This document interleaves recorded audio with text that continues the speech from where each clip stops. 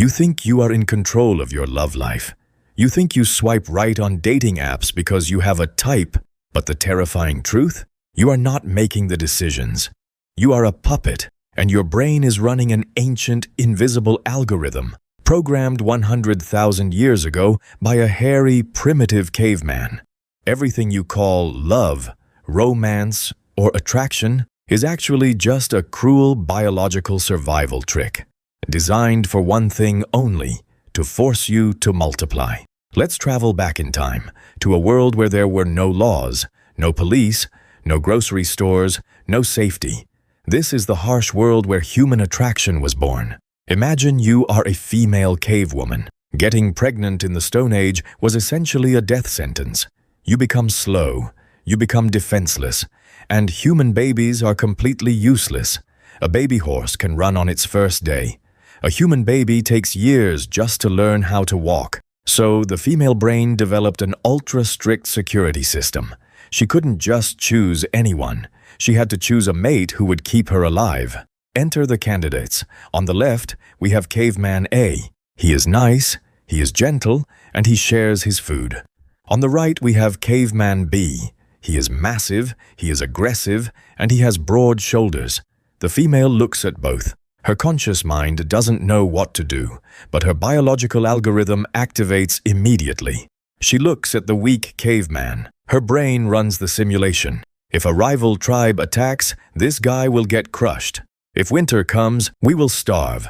Instantly, her brain hits the reject button. Now she looks at the strong caveman. Broad shoulders mean he can throw spears hard. A strong jawline means high testosterone.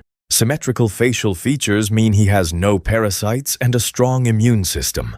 Her brain realizes, if I mate with him, my children will inherit these strong genetics. So, to make sure she secures him, evolution drops a chemical nuclear bomb in her brain.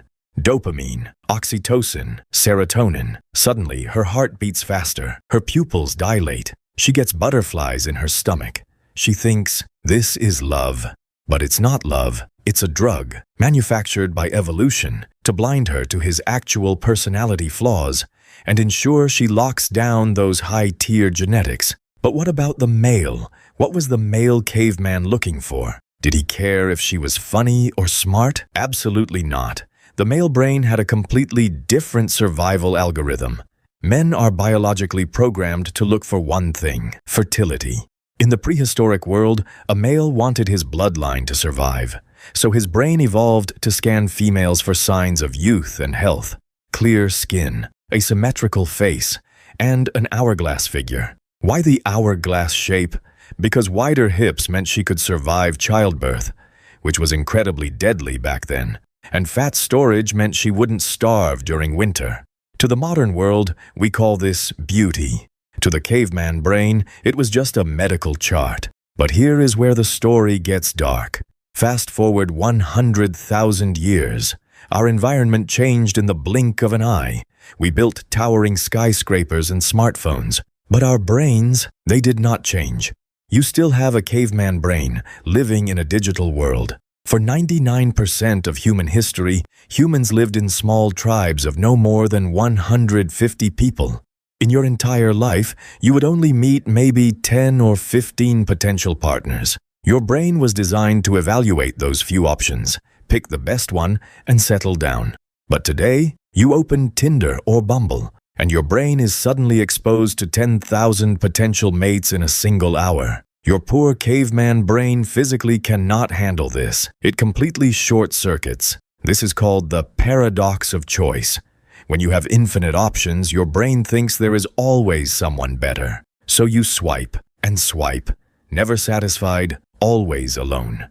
And the disaster goes both ways. Remember how the male brain scans for youth, clear skin, and fertility? Today, that biological scanner is being violently hacked by Instagram filters, by makeup and cosmetic surgery.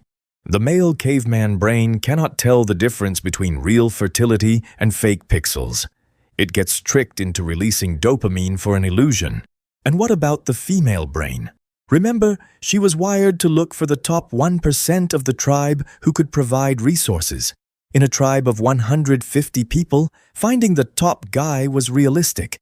But today, social media has destroyed her perspective. She isn't comparing men to the 10 guys in her village anymore. She is comparing them to the top 0.01% of men on the entire planet.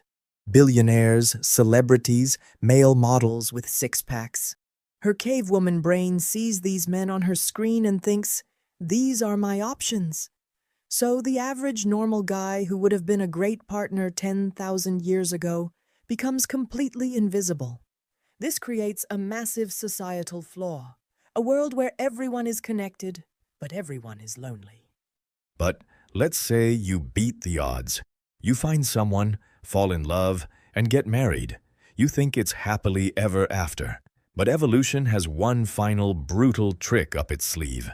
Remember those love chemicals, dopamine and oxytocin?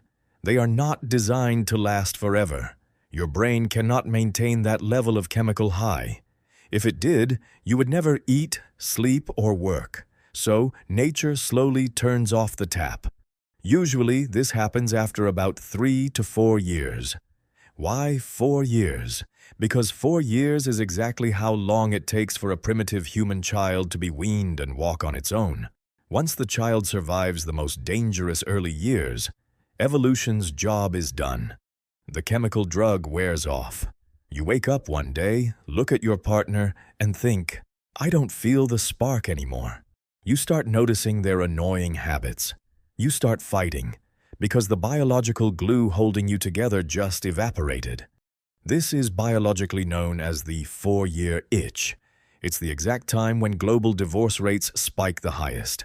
Your caveman brain is basically telling you, "Okay, the kid is fine. Now go find a new mate to spread more genetics." And so the brutal cycle begins again. You get divorced, you download Tinder, and you let the ancient algorithm run your life. We are victims of our own biology. We think we are chasing a soulmate, but we are really just chasing our next chemical hit, like addicts looking for a fix.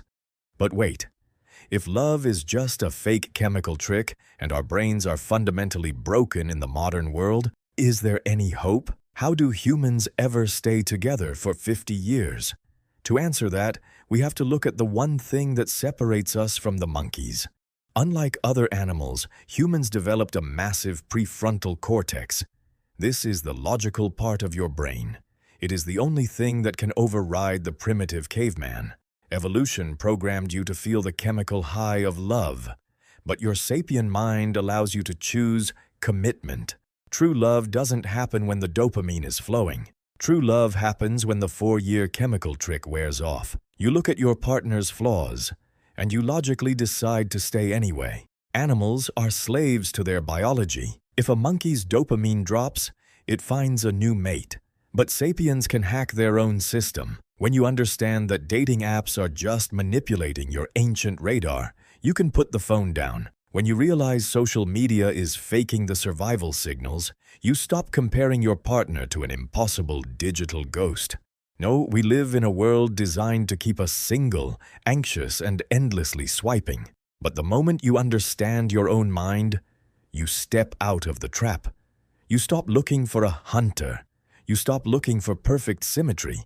And you start looking for a teammate. Because out here in the modern world, the monsters aren't saber-toothed tigers anymore. The real survival test is finding someone who will stand by your side, long after the dopamine runs dry. So the next time you feel heartbroken or rejected, don't take it personally. It's not you. It's just the ancient programming, and you have the power to rewrite the code. The human mind is a dangerous place. If you don't understand how it works, it will control you. But if you want to break free and finally master your own psychology, you are in the right place. Welcome to Sapien Senses. Hit that subscribe button, because the journey into your ancient brain has only just begun. Master your mind, or it will master you.